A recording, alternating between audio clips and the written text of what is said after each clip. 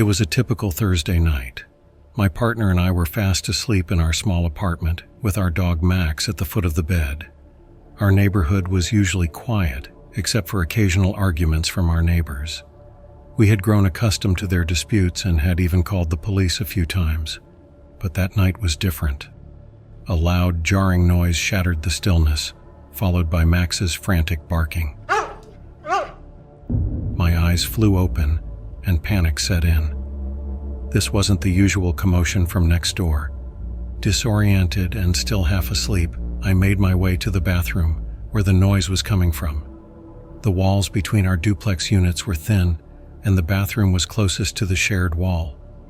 As I approached the door, I noticed the entire apartment was dark. Without my glasses, my vision was blurry. I saw a tall, shadowy figure in the bathtub. At first, I thought it might be the shower curtain, but then the figure moved, and I realized it was a person. The figure moved again, and then a muffled voice spoke. I couldn't make out the words, but the tone was urgent and alarming. Panic seized me, and without a second thought, I turned and fled back to the bedroom, slamming the door behind me. My partner woke with a start, confusion and fear written on their face. I quickly explained what had happened as I grabbed my phone to call the police. The banging and shouting from the other side of the door grew louder and more aggressive. I tried to describe the situation to the operator, but my voice was shaking. The dispatcher instructed me to lock the door, but our bedroom didn't have a proper lock, just a simple latch.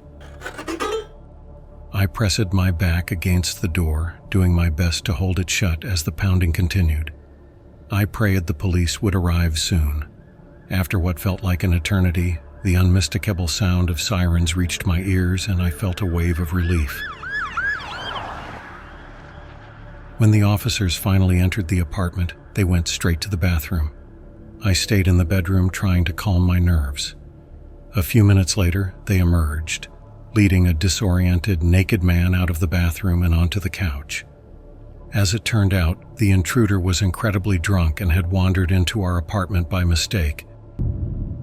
Thinking it was his own, he had attempted to take a shower in our bathtub before the police apprehended him. I couldn't believe what had just happened. It felt surreal, like something out of a movie. The fact that a complete stranger had managed to get into our home, even if it was an accident, left me feeling deeply unsettled. The police questioned the man and assured us that the situation was under control, but as they left, I couldn't shake the lingering sense of unease. We had always been careful about locking our doors, but this time we had let our guard down, and it had nearly had disastrous consequences. The next morning, the incident felt hazy, like a bad dream. I replayed the events in my mind, trying to make sense of it all. The feeling of vulnerability in my own home was unsettling, and I knew I needed to take steps to prevent something like this from happening again. I immediately called a locksmith and had new, more secure locks installed on all the entry points to our apartment. I also looked into getting a home security system, determined to ensure our safety and peace of mind. Even as the initial fear and shock began to wear off, the experience left a lasting impact. I realized that danger could lurk in the most unexpected places, even in a quiet neighborhood. It was a harsh lesson, but one that had forced me to confront the reality that we're never truly immune to the unpredictable. From that point on, I made a conscious effort to be more vigilant, constantly checking the locks and being aware of my surroundings. The comfort and security I once felt in our little apartment had been shattered, and it would take time to fully regain that sense of safety.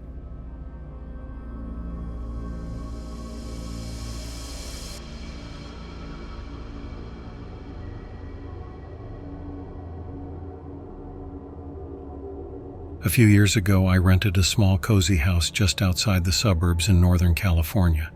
The neighborhood was nice, with friendly neighbors nearby, which made me feel comfortable. It was peaceful, especially at night. Although it was very dark when the clouds blocked the moon, I liked how dark it was. It made my little house feel even cozier. One winter night, I got home from work late after doing some overtime. It was cloudy, and my car lights only lit up a small part of the front porch as I parked. As I stepped out of my car, I caught a whiff of cigarette smoke. That was strange because I had never smelled that around my house before. I looked around but didn't see anyone, so I just shrugged it off and went inside. I was tired, so I decided to take a quick shower and go to bed. Later, I woke up to a noise in the house. At first, I thought it might be my friend using the shower before going to his night classes. He had a spare key for this reason, but he usually texted me first. I didn't hear my phone go off though. I reached over to check my phone, but the bright screen almost blinded me. Phones didn't have light sensors back then, and my screen was so bright it could have lit up the room. I could barely see if I had any texts. I set the phone down and called out my friend's name, but no one answered. Then I heard heavy footsteps downstairs.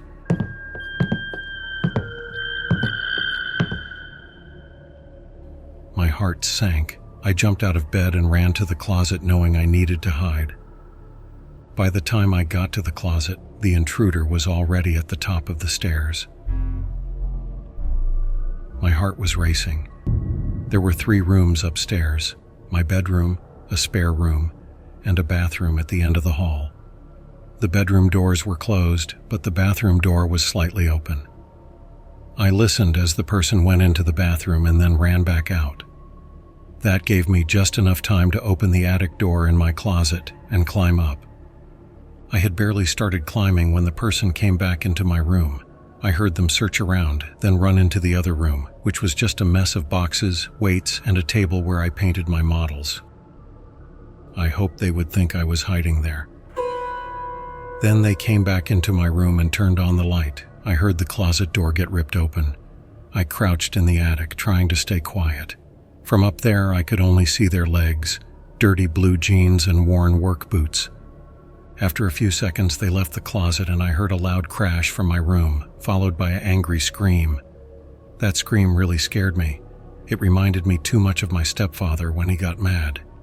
He ended up in a mental hospital because of his violent outbursts. The intruder ran downstairs, and I heard more crashing and banging as they looked through my things. I stayed up in the attic, my heart pounding. I had left my phone behind, and I wasn't sure I could get down without them hearing me. It felt like forever before the noises finally stopped. I counted to 1,000 before deciding it was safe to come down and call the police. When I came out of the closet, I saw my bed was flipped over, probably in their search for me. The loud crash I'd heard made sense now. I couldn't find my phone, so I hurried to the landline by the bed and called 911, waiting in my room until the officers called out from downstairs. The first floor was a mess. Chairs were turned over, the couch flipped, and all my stuff was scattered on the floor. The kitchen cabinets were open and the contents were dumped out. The only thing missing was a single knife from the holder. The police searched the whole house. They found that the side door had been forced open, probably with a crowbar. They also found cigarette butts along my fence and some drug-related items, which made them think the intruder had been watching my house for a while. I realized they must have been outside smoking when I pulled up. The officers collected the evidence and suggested I stay with family or friends that night and get my door fixed right away. But I chose to stay. Instead of sleeping, I moved a shelf to block the broken door and spent the next few hours cleaning up the mess. I kept checking the window with a flashlight, shining it along the fence where the police found the cigarette butts, but I didn't see anything.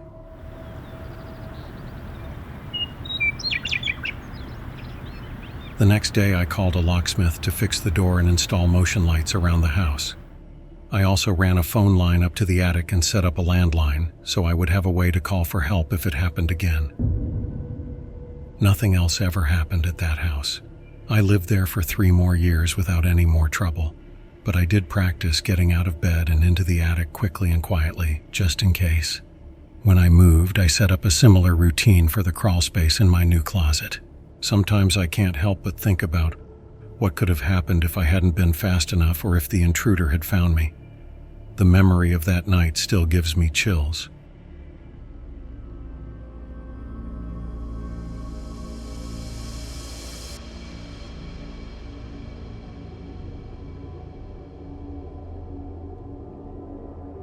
It was the summer of 2015, and I was 16 years old. My parents had gone out of town to visit some distant relatives, leaving me alone in the house for 3 days. I was an only child, and my grandmother would dutifully come by every day to make me lunch, though she never stayed overnight. With my parents away, I took full advantage of the freedom and indulged in all the activities a typical 16-year-old would, watching movies, gaming, and endless hours on YouTube. The first couple of days passed by uneventfully. I had a routine down: wake up, have grandma's homemade lunch, then spend the rest of the day glued to the TV or computer screen. It was the perfect setup for a teenager left to his own devices. However, on the second night, things took an unexpected and terrifying turn. I was in the middle of watching a thriller movie, munching on a bag of chips, when I realized I was running low on snacks. Pausing the film, I got up and headed to the kitchen to grab some more. As I approached the kitchen, I heard a sudden crash, the sound of glass shattering. My heart raced as I realized the front door had been broken into. Instinctively, I grabbed a large kitchen knife, tightening my grip as I slowly peeked my head around the corner.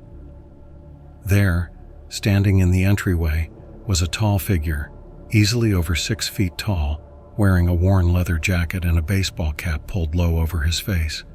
He was rummaging through the shelves next to the door, seemingly searching for valuables. In that moment, my mind went into survival mode.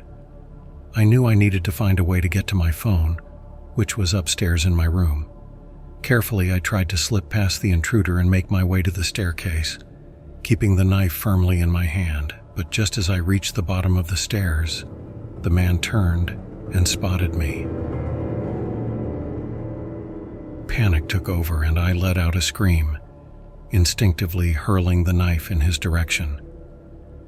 The blade missed the man's head by mere inches, embedding itself in the wall beside him. The sudden attack seemed to startle the intruder, and he quickly fled out the broken front door, disappearing into the night. Once I was sure he was gone, I rushed upstairs and called the police. They arrived within minutes, and I provided them with as much information as I could remember about the intruder's appearance and the direction he had fled. The officers dusted for fingerprints and collected any other evidence they could find at the scene.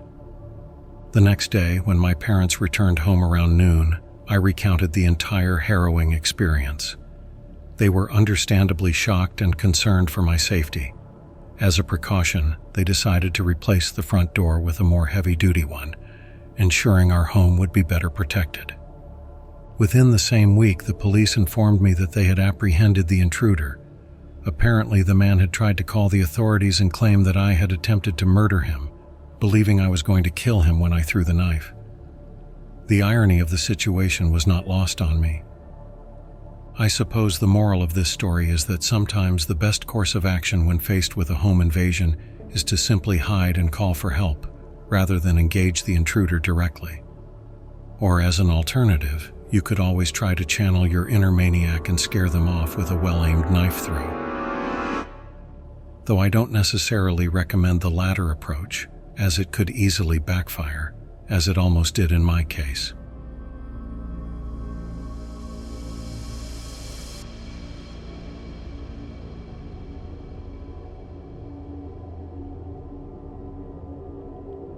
This happened around 15 years ago when I was trying to find someone to date. I had my fair share of strange encounters back then, but this one was easily the worst of the bunch. The guy's name was Lucas. My brother had met him a few times at a local bar and thought he would be a good match for me.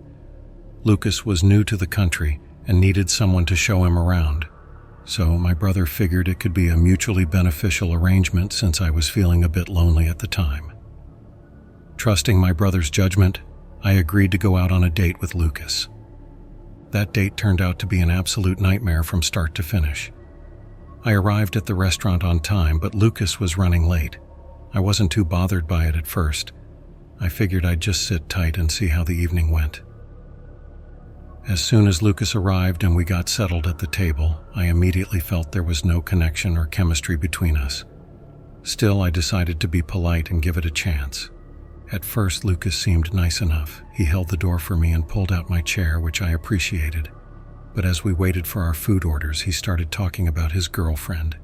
He went on and on about how much she would have loved the restaurant, and I couldn't help but feel utterly confused. When I pressed him about this mysterious girlfriend, he nonchalantly revealed that they had never actually broken up.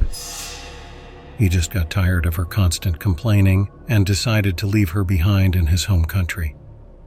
I was completely taken aback by his casual admission, but I tried to change the subject, wanting to learn more about him. Unfortunately, Lucas was pretty closed off and unengaging. Things took an even worse turn when the waiter, who had a thick accent, came to check on us. Lucas made several snide remarks, complaining that he couldn't understand the poor guy. I couldn't just sit there and let Lucas get away with his rude and racist behavior. I called him out on it, telling him that his comments were unacceptable. He tried to defend himself, but I'd had enough. I quickly ordered my food and decided to leave. As I walked away, Lucas had the audacity to say something about me needing to pay for my own meal. I ignored him and left the restaurant as quickly as I could. I thought that would be the end of the disastrous date, but it was just the beginning of an ongoing nightmare. When I got home, my brother had texted me to let me know that Lucas had called him, crying and claiming that I had left without any explanation. Thankfully, my brother understood that I must have had good reasons for leaving, which I promptly explained to him. We tried to cut off all contact with Lucas, but he just wouldn't let it go. He bombarded my brother with texts and even started posting strange things about me on social media. Then, one day, he actually showed up at my house. I was outside, and he grabbed my arm, rambling on about how I needed to give him another chance. In a moment of panic, I yelled at him to let go and kicked him in the shin. I ran inside and immediately called the police. My heart racing. The wait for the police felt like an eternity, so I called my brother, who lived nearby. When he arrived, he confronted Lucas, and things quickly escalated. In a flash, Lucas swung at my brother and hit him. Finally, the police showed up and took our statements. Neighbors had come out to see what was going on and provided their accounts as well. They thought they had found Lucas later, but it turned out not to be him. After that day, I never saw Lucas again. It took time to shake off the fear, but I'm eternally grateful that I never crossed paths with him again. 15 years have passed, and I still feel a sense of relief knowing I'm safe. That experience taught me to always trust my instincts, and I never want to go through anything like that again.